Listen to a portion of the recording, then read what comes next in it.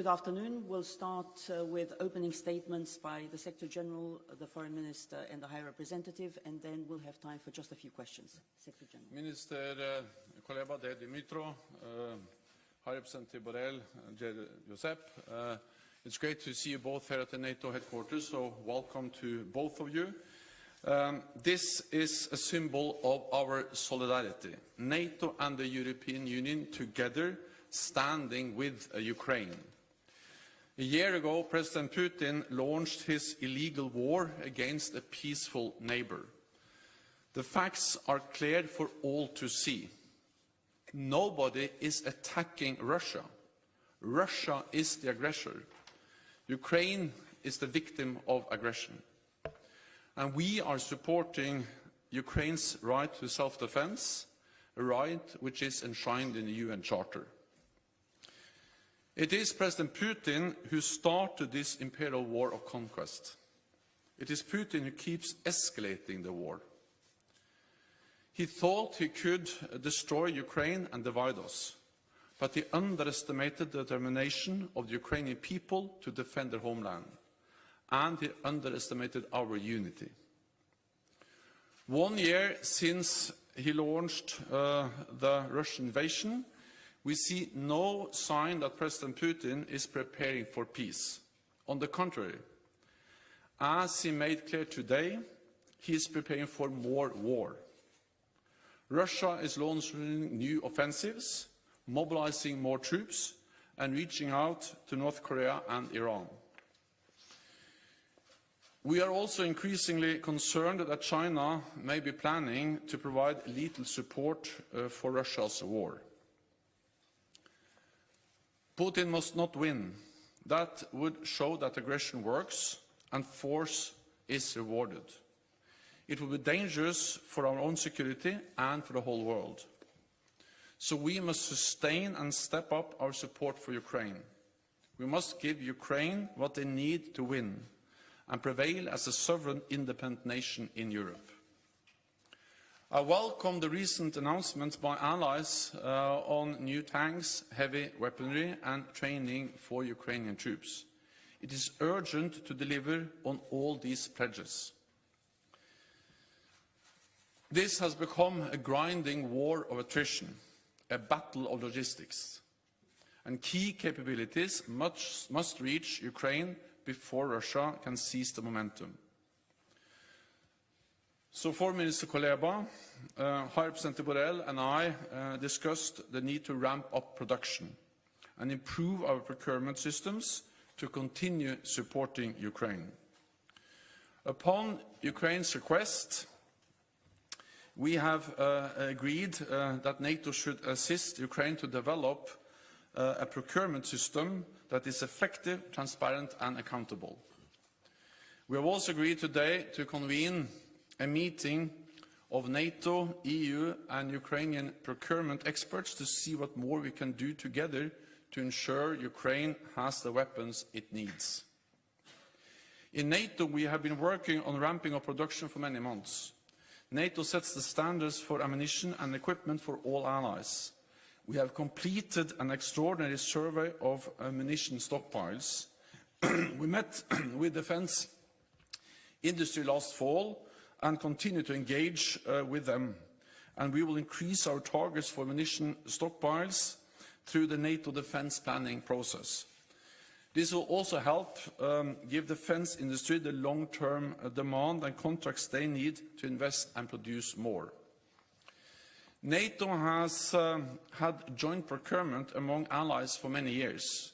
I also commend the European Union for their efforts to incentivize greater production, and NATO is prepared to work with the EU on this going forward. We have seen a pattern of Russian aggression over many years. Georgia 2008, Crimea and Donbas 2014, and the full-fledged invasion last year. We must make clear that Ukraine's future is within the Euro-Atlantic family. When the war ends, we need to put in place long-term arrangements for Ukraine's security, to ensure that Russia does not continue to chip away at European security. and to break the cycle of Russian aggression. So NATO will continue to stand with Ukraine for as long as it takes, and we will continue to work closely with the European Union to support you. Let me conclude with this. I regret today's decision by Russia to suspend its participation in the New START treaty. Over the last years, Russia has violated and walked away from key arms control agreements. With today's decision on New START, the whole arms control architecture has been dismantled. I strongly encourage Russia to reconsider its decision and to respect existing agreements. And with that, I give the floor to you, Dmytro, please. Thank you. Dear Secretary General, dear Jens, dear High Representative, dear Josep, today we held the first high-level meeting in this new trilateral format between Ukraine, NATO, and the European Union. I think it was helpful. I think we all agree it was helpful. It was important to address most pressing security needs. I enjoyed sitting down in this trilateral format, and although this is the first meeting that we held in this format, I already begin to regret that it will cease to exist when Ukraine will become members of both NATO and the EU. But between now and then, we agreed to work intensively to answer three questions: how to train most effectively, how to produce and procure weapons and ammunition most effectively, and how to deliver all of this to the battlefield in the most effective manner. We have to be aware of the fact that since February 2022, Ukraine and its closest partners are implementing probably the largest logistical operation since Second World War. And behind big political decisions and statements, there are millions of issues that need to be resolved. And the more coordinated we get, the sooner Ukrainian army will kick off Russian army from the territory of Ukraine, and the sooner peace in Euro-Atlantic space will be restored. This is the reason why we are staying here today. So on trainings, I thanked both the European Union and allies for their training programs. They're very efficient. And of course, I raised the issue of training, launching trainings for Ukrainian pilots. On procurement and on production and procurement, we had a very in-depth discussion on that. Time has come for senior diplomats and officials to get into some details of production and procurement to build the most efficient mechanism. And therefore, as Jens already mentioned, I appreciate that we agreed to establish a working level contact mechanism, focal points to resolve issues related to production of armaments and ammunition, and cooperation between and streamlined cooperation between producers, contractors, and beneficiaries. This is the triangle where things have to be smoothed and streamlined, and then everything will begin to work efficiently. The capacity to produce is there. The capacity to deliver is there. So we need coordination to deliver, and this is what we discussed today.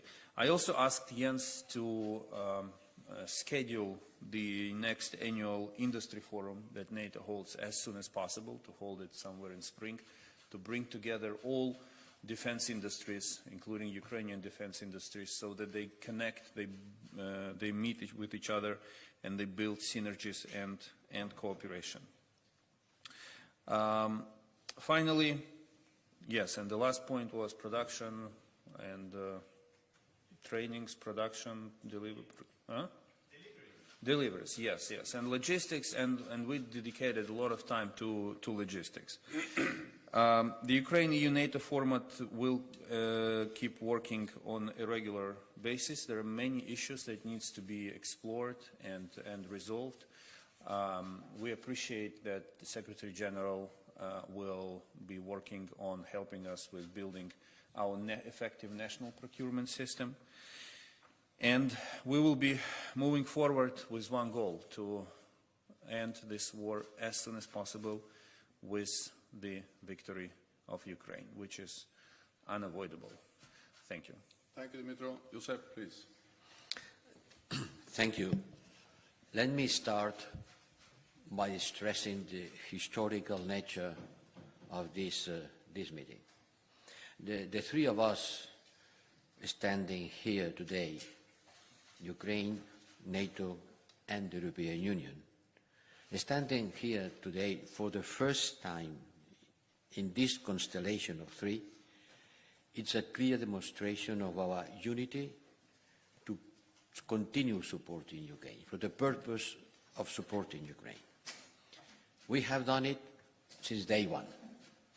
Since the first day of the Russian invasion against Ukraine, the European Union and NATO have been standing together, not only in condemning, not only in the worst, in the strongest terms, the Russian aggression, but working together in order to provide Ukraine with the capacity to defend itself. And today we are reaffirmed the unwavering support to Ukrainians' territorial integrity and its right to self-defense. Our resolve has been stronger from the beginning, and we will continue doing so. And I think that today's discussion has been crucial to coordinate, the key word that Kuleba has said, to coordinate, speed up, and increase our support. It is necessary in order to make the rule of law prevail over the rule of the gun, the rule of the force.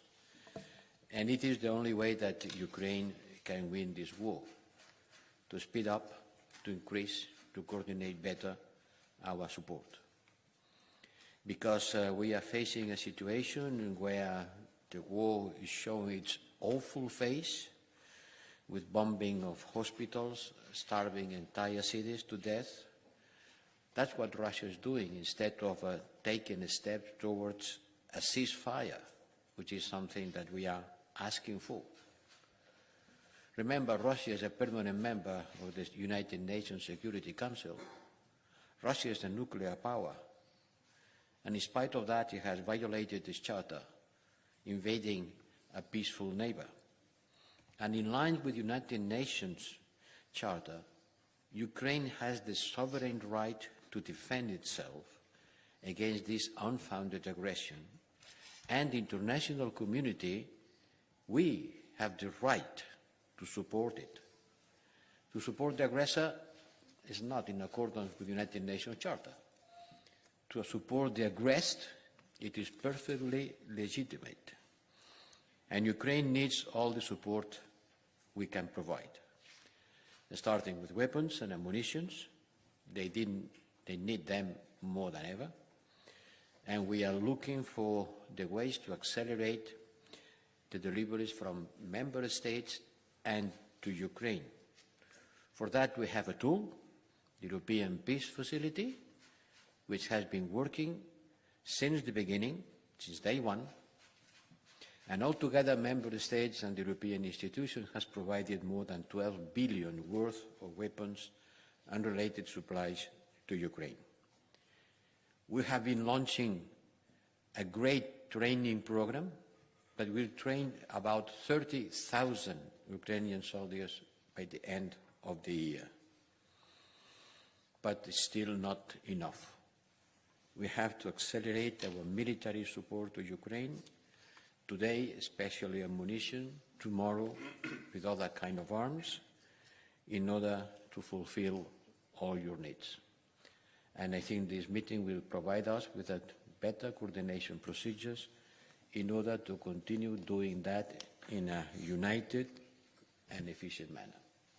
Thank you. Okay, we'll start with Interfax Ukraine. Lady at the back there. Yes. Thank you, Anna. Ukrainian news agency Interfax Ukraine, Irina Sommer. Secretary General, what is your assessment of today's Putin's threat? How serious they are?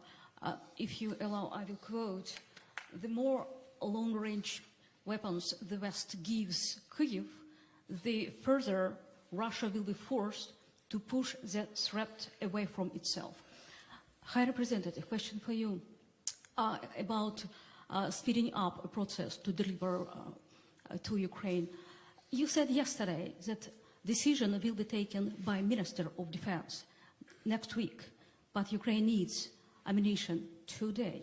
Can we expect that a process, decision-taking process will be speed up?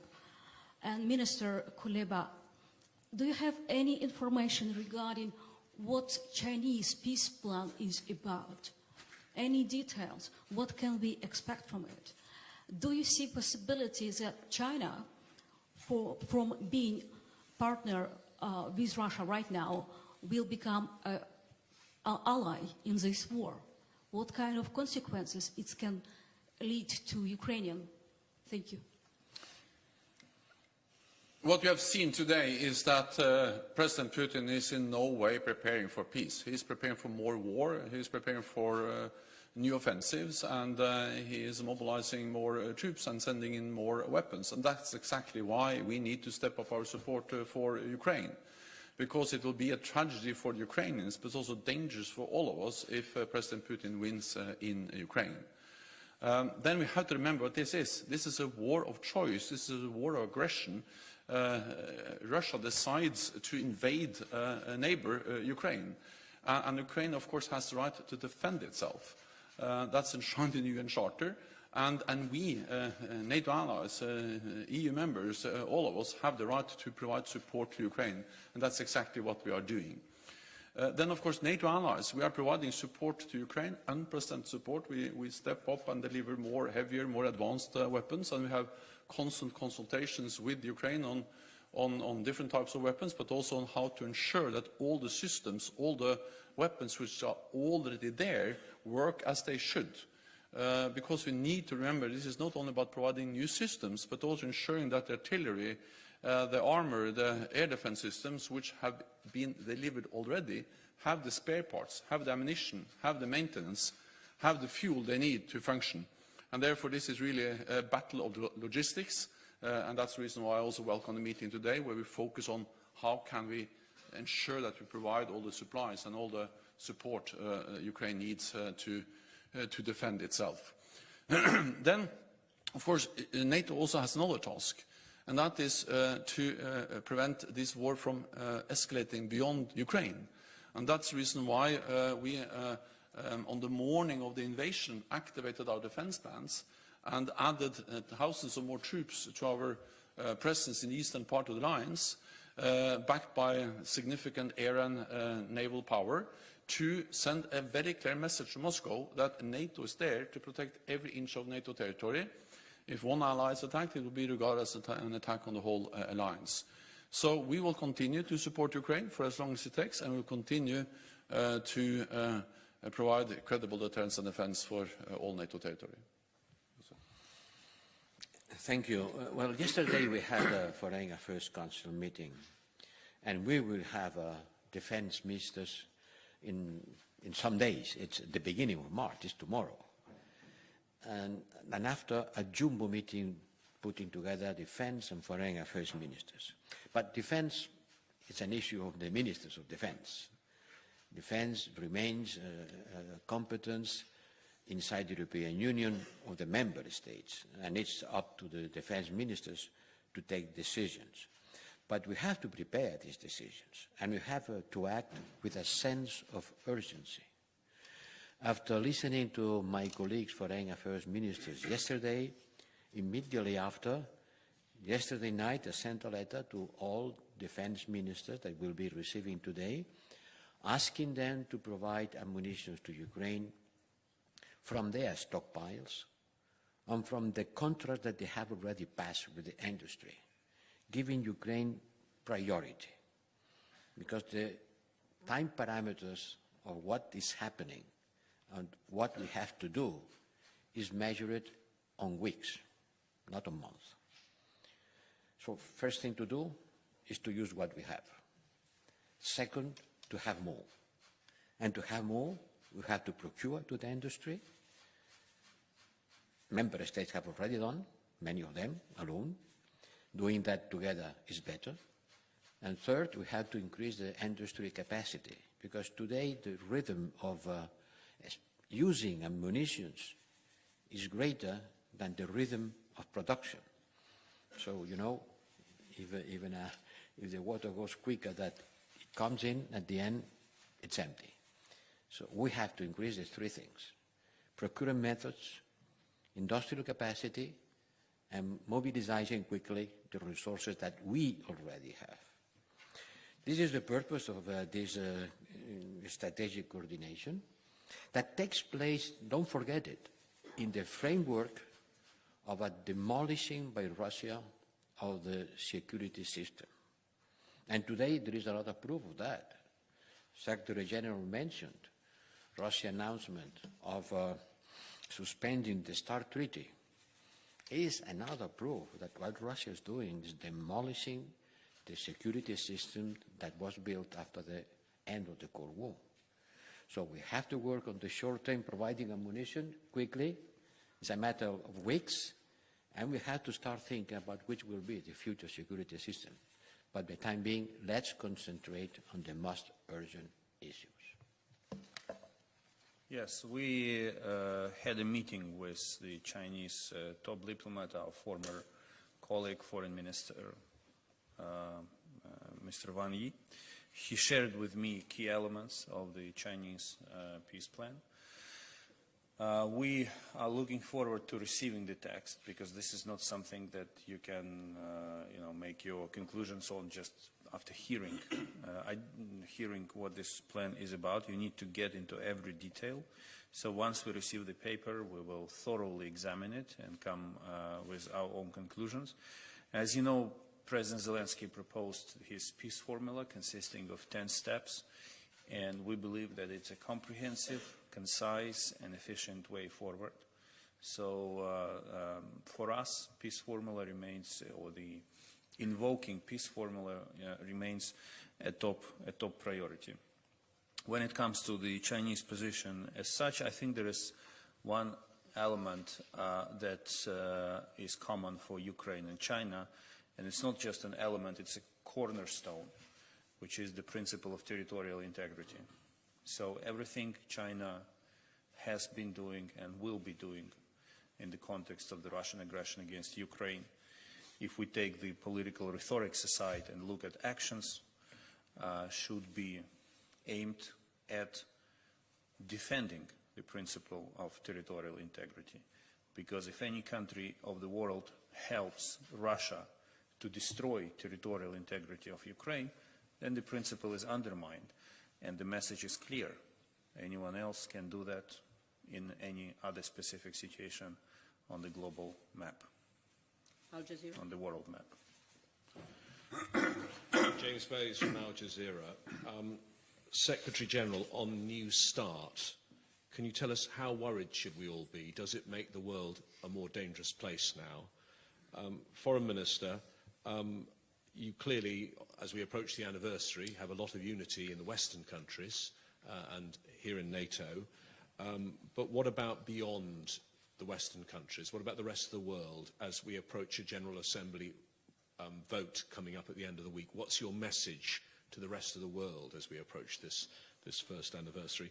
And High Representative, with regard to the Secretary General's comments about being increasingly concerned about China, you've said that you've had assurances this weekend at the Munich Security Conference from State Councillor Wang Yi that they're not going to send more weapons. Have you been shown proof by NATO or the US that there really is a problem here? Thank you. More nuclear weapons and less arms control makes the world more dangerous. And that's the reason why in NATO we have worked so hard to engage Russia on issues related to arms control, and why NATO allies have supported the New START. And also why I'm calling on Russia today to reconsider its decision to suspend its participation in the New START agreement. We have to remember that this is one of the last major arms control agreements we have. After Russia started to violate the agreement that banned all the intermediate range weapons, the INF Treaty, that led to the demise of that treaty a few years ago.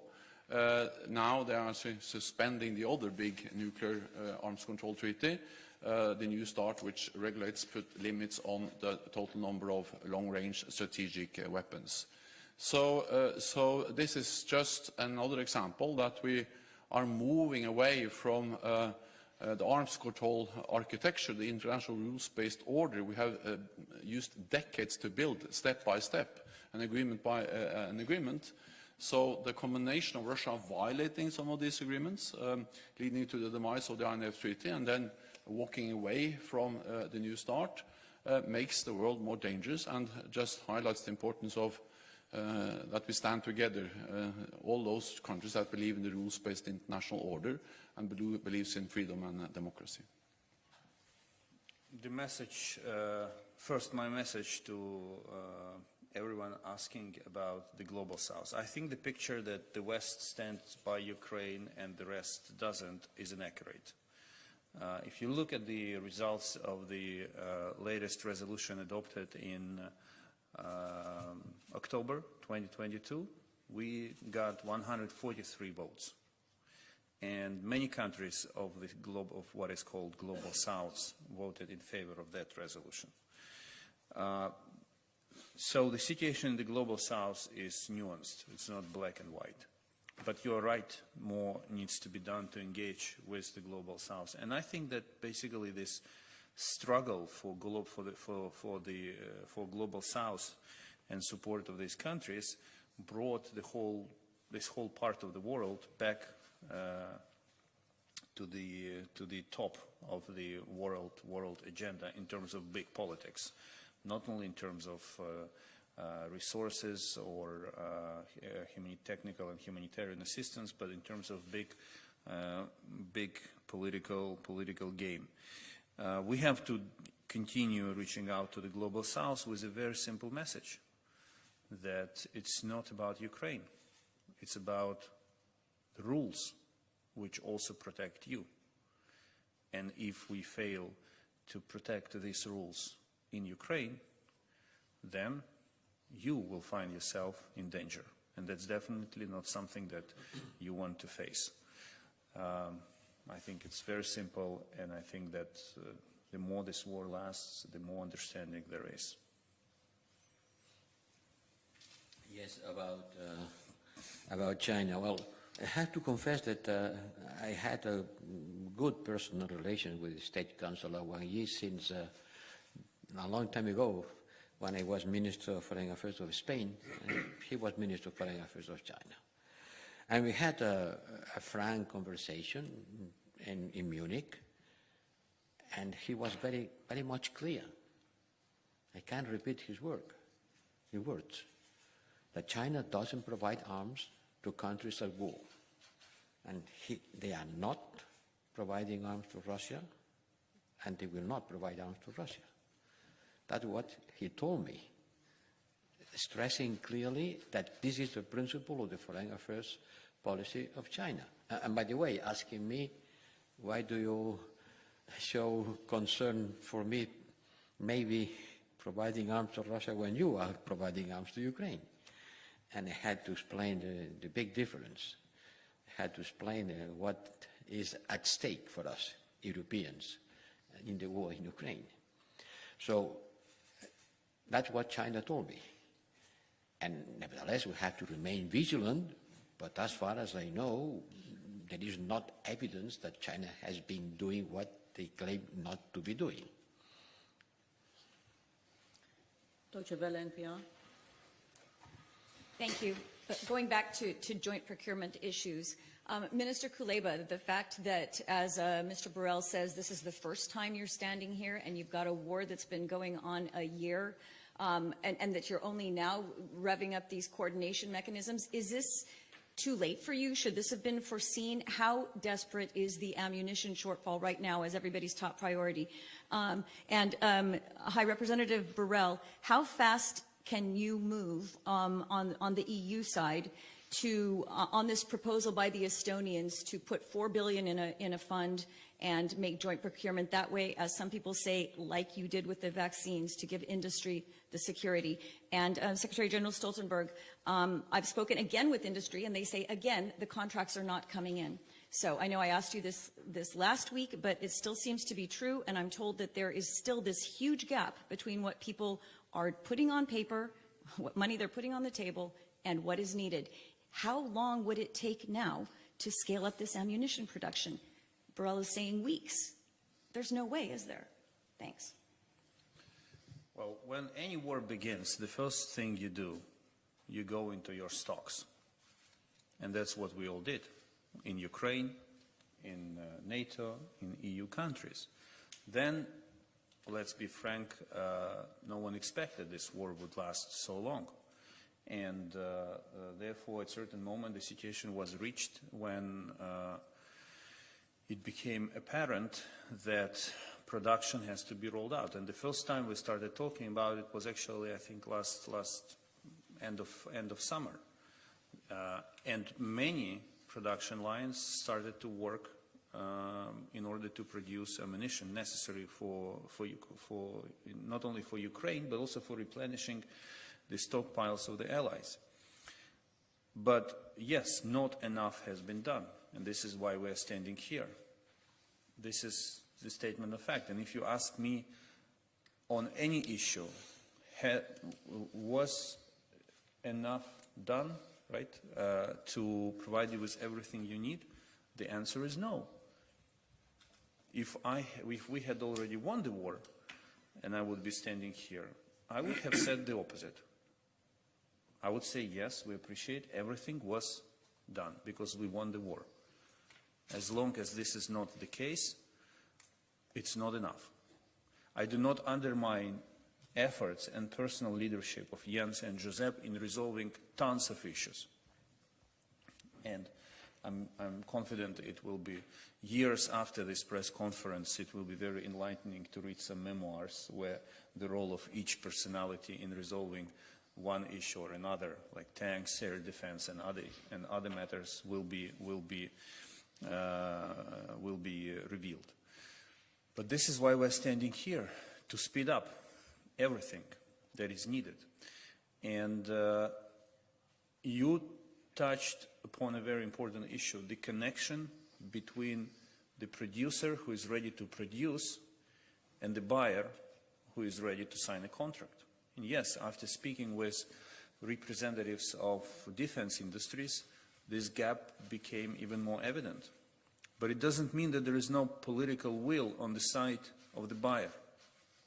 There is a lack of procedures and understanding of how it should all work. And this is why we're meeting with defense industries. This is why we're setting up the coordination mechanism to bring everyone together.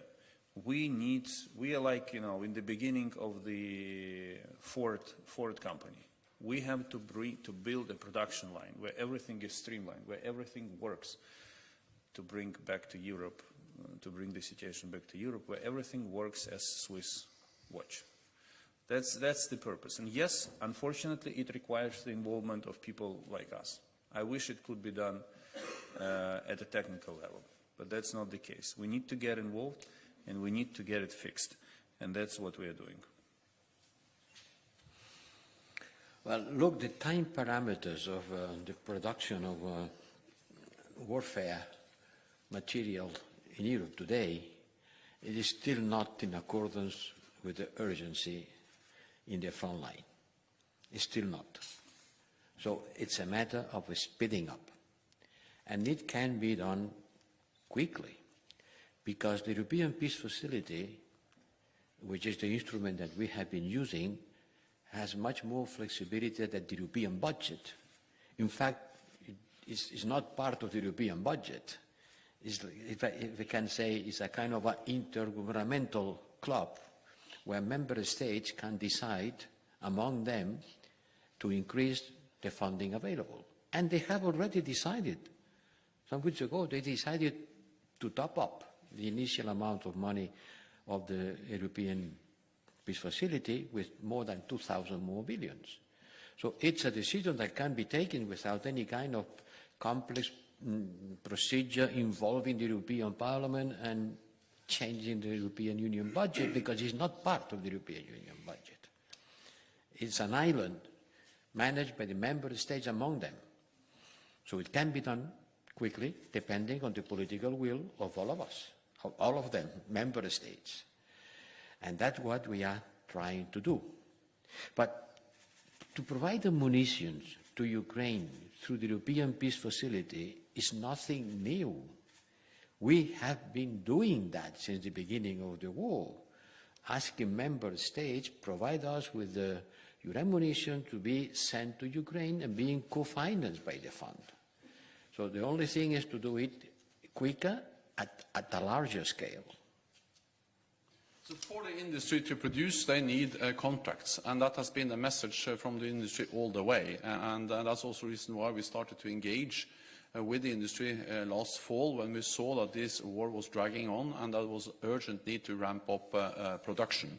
Because, as Minister Kuleba said, in the beginning we were actually depleting our own stocks, but then we saw that the rate of consumption of ammunition is much higher than the rate of production, and therefore this is not sustainable. Therefore we need to produce more. But this is not something we discovered now. We discovered this many months ago, and therefore we have been engaging with the industry and with nations for a long time. And contracts have been signed. United States, France, Norway, among others. But as Mr. Kuleba said, Dmytro said, we need to speed up, we need to do more, and that's exactly why we are meeting here, to see how can we mobilize even more, how can we speed up production, partly by coordinating, partly by improving the procedures, because big investment projects takes time. There's a lot of bureaucratic work that has to be done to ensure accountability, transparency, and also effective contracts. So that's exactly why we are working as NATO with our own agencies and our own systems and our own armament directors, why we are working with the European Union, and why we also then now work with Ukraine directly and also in this group of three, and why we have decided to convene our experts to follow up and see what more we can do to ramp up production and in a more in a faster way, and also why NATO has already decided to assist Ukraine with strengthening their capacity to do procurement. So this is one element of many steps that we are taking together to ensure that we have sufficient ammunition, but also weapons to both replenish our own stockpiles, but also to deliver to Ukraine. The last thing is that we have also, of course, reached out to international partners and to see to what extent we also can help, or they can help to provide the necessary direct support to Ukraine, or at least replenish our own stocks. Thank you very much. This concludes this press conference. Thank you.